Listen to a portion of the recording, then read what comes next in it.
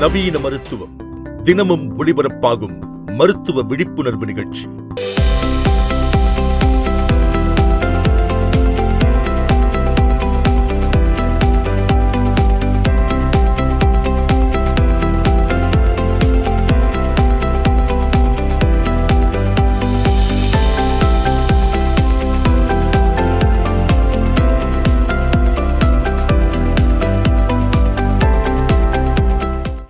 இன்று நோய் பற்றிய விழிப்புணர்வாக இதய நோய் பரிசோதனைக்கான ஆஞ்சியோகிராம் பற்றி காணலாம்.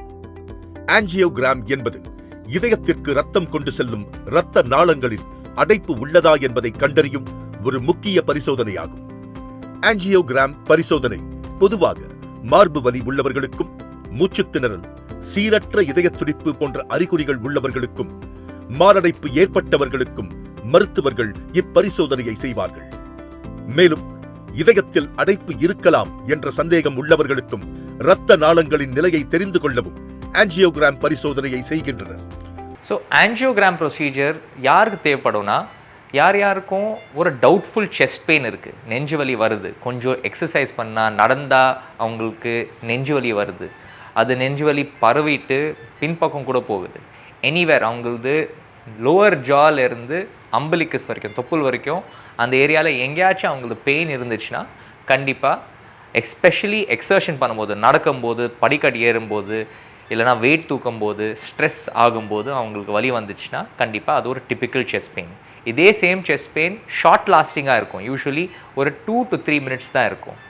ஃபைனலி அவங்களுக்கு ரெஸ்ட் எடுத்தால் இது பெயின் குறைஞ்சிடும். அண்ட் இல்லைனா அவங்களுக்கு மாத்திரை, நாக்கடியில் நைட்ரேட் மாத்திரை போட்டால் இது செஸ்ட் பெயின் குறையும். இதெல்லாம் ரொம்ப typical symptoms of cardiac chest pain. அவங்களுக்குலாம் ஆஞ்சியோகிராம் முக்கியமான ஒரு ப்ரொசீஜர் டயக்னோசிஸ் வர்றதுக்கு. இசிஜியில் கொஞ்சம் மாற்றங்கள் இருக்குது, சேஞ்சஸ் இருக்குது, இல்லை த்ரெட்மில் டெஸ்ட் பண்ணும்போது அவங்களுக்கு ஃபாஸ்ட்டாக நடக்கும்போது அவங்களுக்கு இசிஜியில் சேஞ்சஸ் இருக்குது. இது எல்லாமே ஆஞ்சியோகிராம் பண்ணுறதுக்கு ஒரு ரெட் ஃப்ளாக் சிம்டம். அண்ட் கண்டிப்பாக ஆஞ்சியோகிராம் பண்ணி தான் ஆகணும். அண்ட் செக் பண்ணிவிட்டு நம்மளுக்கு ஒரு கிளியராக ஒரு டயக்னோசிஸ் வந்துடும். சில டாக்டர்ஸ் ஒரு மேஜர் ஒரு ப்ரொசீஜருக்கு முன்னாடி ஆஞ்சியோகிராம் சஜஸ்ட் பண்ணுவாங்க. சப்போஸ் ஒரு பெரிய சர்ஜரி பண்ணுறாங்க, இல்லைனா அவங்களுக்கு கேன்சர் ஆப்ரேஷன் பண்ணுறதுக்கு முன்னாடி இசிஜி பண்ணும்போது ஏதாவது டவுட் இருந்துச்சுன்னா ஆஞ்சியோகிராம் சஜஸ்ட் பண்ணுவாங்க. பிகாஸ் இது மேஜர் சர்ஜரி பண்ணுறதுக்கு முன்னாடி நம்மளுக்கு ஹார்ட் ப்ராப்ளம் இருக்கக்கூடாது சொல்லிட்டு ஆஞ்சியோகிராம் சஜஸ்ட் பண்ணுவாங்க. ஆஞ்சியோகிராம் பரிசோதனை மூலம் எந்த இரத்த நாளத்தில் அடைப்பு உள்ளது, எந்த இடத்தில் உள்ளது, அடைப்பின் அளவு மற்றும் அதன் தன்மை ஆகியவற்றை துல்லியமாக அறிந்து கொள்ள முடியும். ஆஞ்சியோகிராமின் முக்கிய பயன் நோயாளிக்கு எந்த சிகிச்சை தேவை என்பதை சரியாக முடிவு செய்ய உதவுகிறது. சிலருக்கு மருந்து சிகிச்சை போதுமானதாக இருக்கலாம், சிலருக்கு ஸ்டென்ட் போட வேண்டிய தேவை இருக்கலாம், அதிக அளவு பாதிப்பு உள்ளவர்களுக்கு பைபாஸ் அறுவை சிகிச்சை தேவைப்படலாம் என்பதை மருத்துவர்கள் தீர்மானிக்க இப்பரிசோதனை உதவுகிறது. இன்றைக்கி நம்ம கேத் லேப்குள்ளே இருக்கோம். கேத் லேப் ஒரு ஸ்பெஷலைஸ்ட் யூனிட். அதில் நம்ம diagnostic and therapeutic procedures perform பண்ணுவாங்க. ஜஸ்ட் லைக் ஒரு ஆப்ரேஷன் தியேட்டர், கேத் லேப் நம்ம இன்டர்வென்ஷனல் கார்டியாலஜி ப்ரொசீஜர்ஸ் ரொம்ப பர்ஃபெக்டாக பெர்ஃபார்ம் பண்ணுவாங்க. இதில் ஒரு ரொம்ப இம்பார்ட்டண்ட் ஒரு அப்பாரட்டஸ் என்னன்னா எக்ஸ்ரே ரேடியேஷன். ஸோ ரேடியேஷன் மூலியமாக நம்ம எக்ஸ்ரேஸ் போட்டு நம்மளுக்கு எப்படி நம்மளது ஹார்ட்டோட ஸ்ட்ரக்சர் அண்ட் ஃபங்க்ஷன் கூட பார்க்கலாம். அது ஸ்ட்ரக்சர் எப்படி பார்க்கணுன்னா, அது எக்ஸ்ரேஸ் போடும்போது நம்ம ஒரு இங்க் போடுவோம். அது இங்க் இஸ் பேசிக்லி ஒரு டை, அயோடினேட்டட் கான்ட்ராஸ்ட் டை. அது அயோடினேட்டட் கான்ட்ராஸ்ட் டை நமக்கு உள்ளே போகும்போது it will reflect as a dark matter, கொஞ்சம் கருப்பாக தெரியும். அது ஸ்பெசிஃபிக்காக கொரோனரி ஆர்ட்ரிஸ், நம்ம ஹார்ட்டுக்கு மேலே 3 முக்கியமான இரத்த குழாய்கள் இருக்குது. Right coronary artery, left coronary artery and left circumflex artery. அது 3 ஆர்ட்ரியில் எப்படி அது டை பாஸ் ஆகுது அது பார்க்கலாம். ஸோ ஆஞ்சியோகிராம் மூலியமாக நம்ம பிளாக்கேஜ் இருக்கா இல்லையா ஈஸியாக கண்டுபிடிச்சிடலாம். ஸோ ப்ரொசீஜர்ஸ் யூஸ்வலி ரொம்ப சிம்பிளாக இருக்கும்.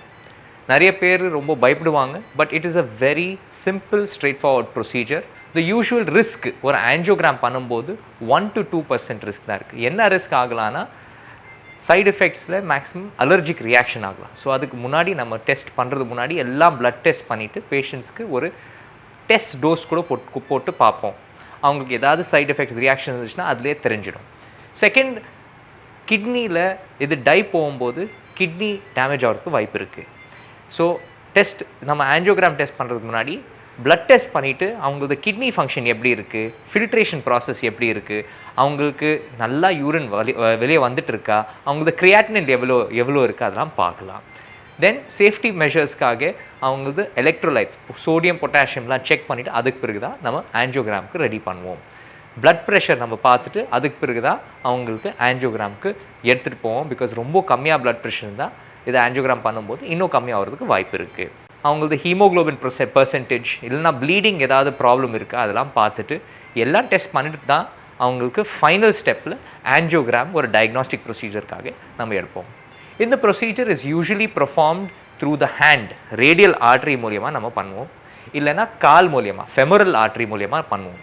இது பண்ணும்போது யூஸ்வலி நம்மளுக்கு ஒரு சின்ன கெத்தீட்டர், அது catheter diameter will be only about 1.5 to 1.8 millimeter.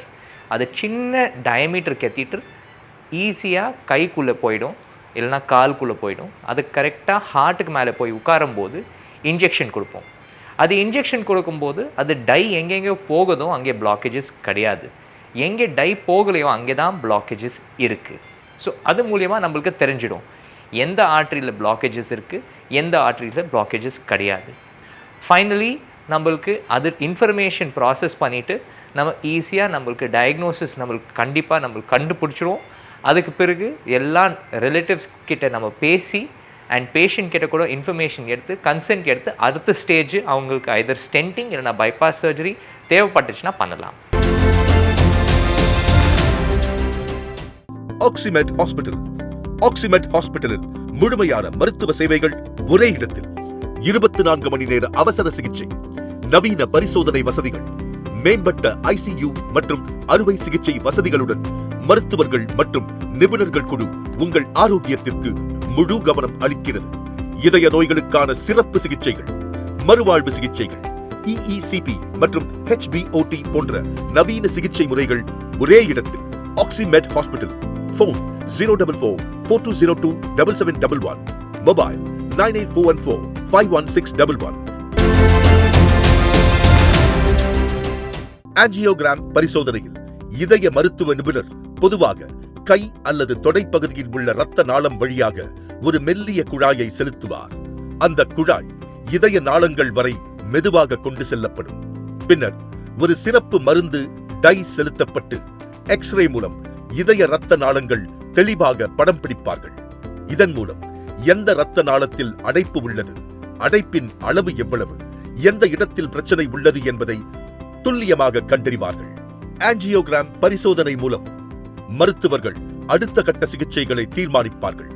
அடைப்பு குறைவாக இருந்தால் மருந்து சிகிச்சை, அடைப்பு அதிகமாக இருந்தால் ஆஞ்சியோபிளாஸ்டி அல்லது ஸ்டென்ட் போன்ற சிகிச்சை, அதிக அளவு பாதிப்பு உள்ள நிலையில் பைபாஸ் அறுவை சிகிச்சை பரிந்துரைக்கப்படலாம்.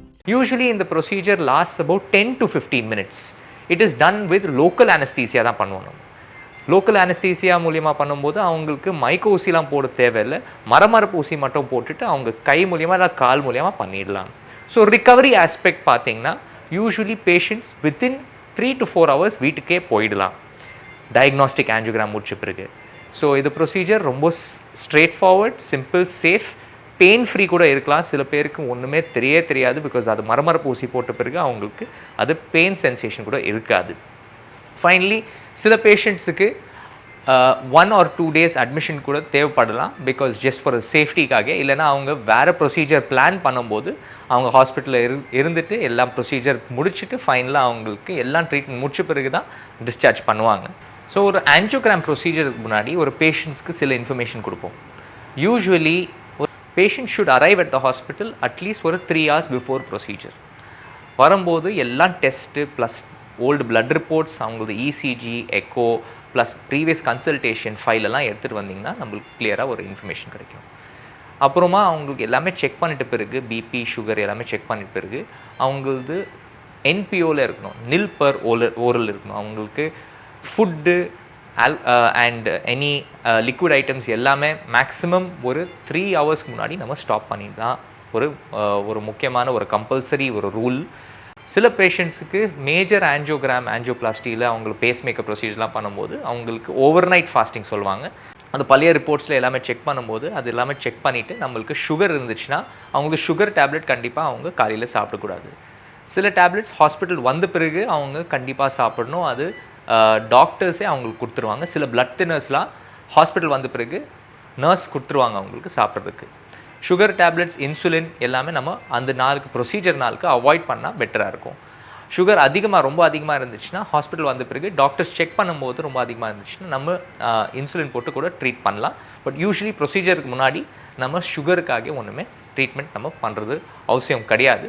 அண்ட் அது முடிச்ச பிறகு நம்ம இன்சுலின் போட்டு மேனேஜ் பண்ணிடலாம், இல்லை டேப்லெட் கொடுத்து கூட மேனேஜ் பண்ணிடலாம். நம்மளுக்கு procedure time will be anywhere between 15 minutes to half an hour. Usual ஒரு டயக்னோஸ்டிக் ஆஞ்சியோகிராம் half an hourக்குள்ளே முடிஞ்சிடணும்.